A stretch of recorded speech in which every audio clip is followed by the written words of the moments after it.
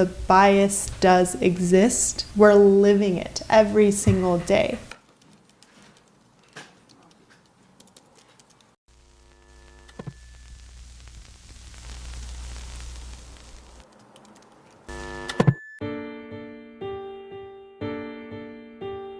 Even though women have made a lot of progress in the workspace over the past few decades, we still have a long way to go because women are statistically underrepresented in every facet of corporate America, despite the fact that over the last 30 years, women have earned more college degrees than men. So the question here becomes, what needs to happen? And what are we asking for as women? Because you hear all the time, we're asking for equality. But to everyone, that's something different. To me, equality in the workspace means expanding the definitions of what being an effective employee entails. That means appreciating the traits that women might naturally have. Out of the Fortune 500 companies, only 4% are represented by women in leadership positions.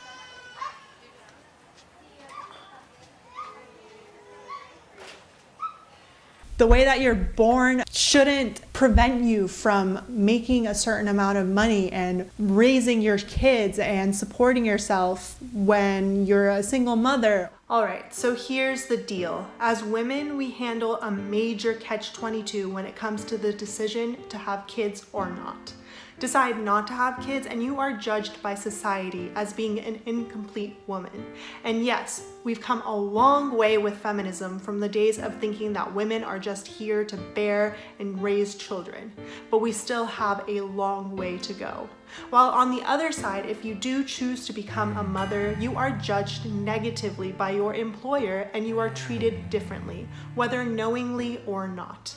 We're born with a disadvantage in that regard because we have to choose between having a family or continuing or advancing a career.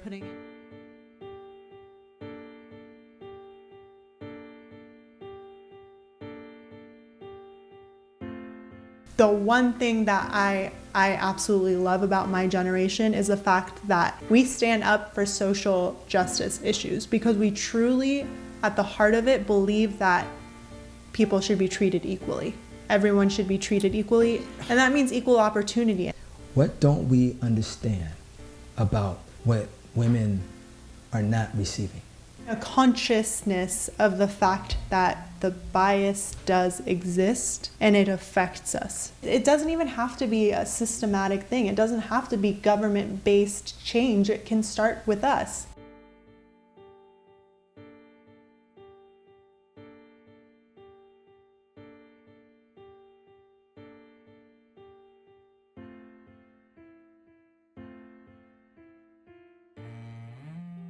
A lot of people say, you know, equality is I can be myself. If I can be myself in the office, you know, I'm in the office and I'm also on the stage to stand up. If I can just be myself, then you got to accept that. I sit on a team with all men, and then we, all men, and then there's one other woman, and they're going at it and talking, and they're very loud. They're doing their man thing, and I'm like, It's a lot of dudes, and they would throw like footballs all the time, and like a football is going on my head all the time, and I'm like typing at my desk like, there we go. It's like a football going.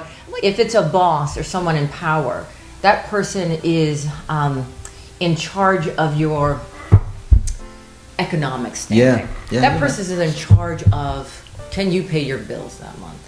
And that is very scary. And I've been in situations like that, and in my past. Now that I'm older, it happens less and less. It happens.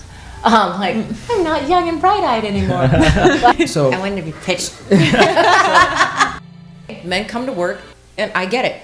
Undershirt, suit, tie, shirt, jacket, pants, socks, shoes. Wearing a dress, blouse, no stockings, high heels. Never thought about that. I am freezing, but I don't care about you.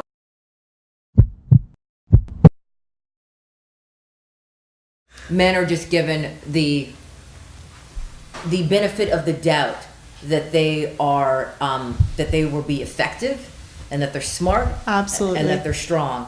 I mean, I'm not given that same benefit of the doubt. There were some women, they were talking about childbirth, and someone was offended and went to HR.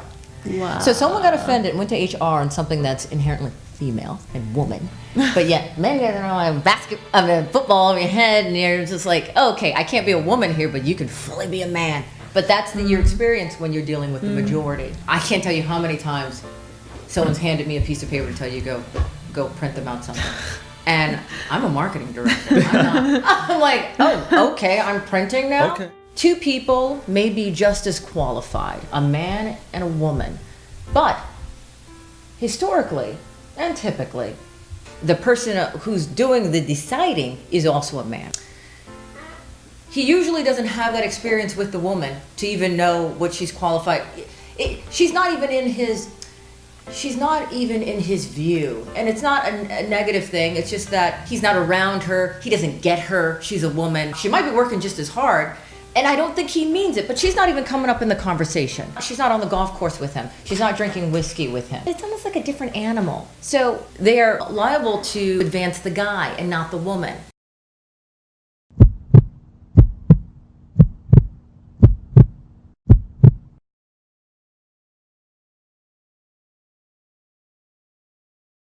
I hear you. I hear you. I really do.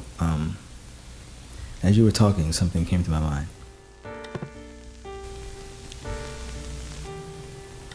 I think what the problem is, we seem to think that one side of the argument nullifies the other.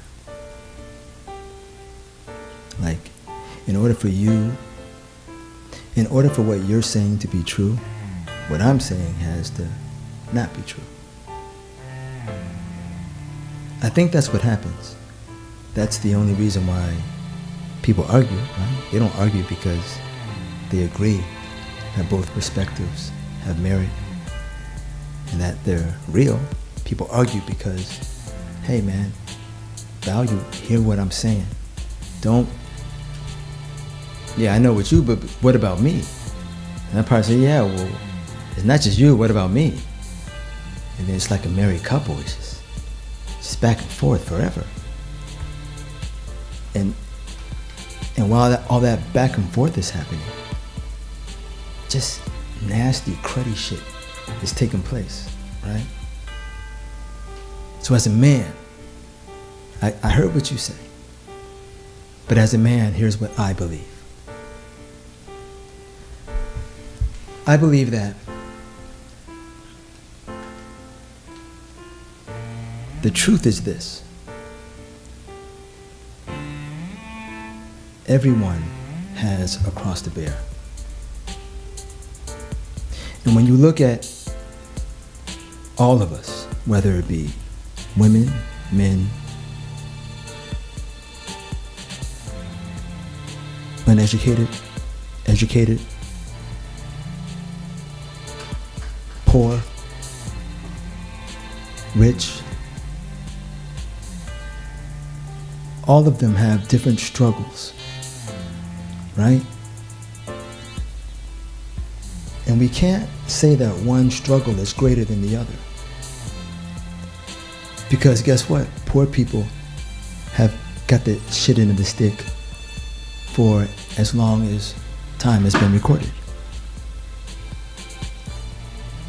So at a certain point, we have to reframe our understanding of each other and say, hold up, gender is secondary.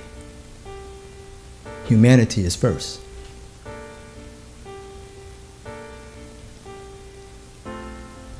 What is thought to be attractive today may not be what was attractive 20 years ago, or may not be what's attractive next year. So all that stuff is fleeting, it's fugazi, it's not true. It's not true. The truth is, before you're a woman, you are who you are. And you have the struggles that you have because of what you've lived. And your struggles are going to be different from the next woman's struggle. My struggles are going to be different from the next man's struggles. You can't look at a man and say, well, we want this to be done, and you guys should do this, and you guys should do that. It's not the man That's the problem. You can't say, hey, man, it's your fault that we don't have this. Man, it's your fault that we don't have that.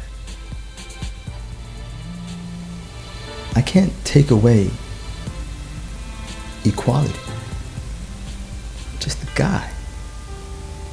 I can't make you unequal the same way the Constitution couldn't make me 3/5 of a man. I was always a whole man. Always. You are always equal. Always. There's something over us that kind of messes with our minds. But you've always been equal. You've always been my counterpart. Always. So if we can see that, job done. It's over. We can work together. You see what I'm saying?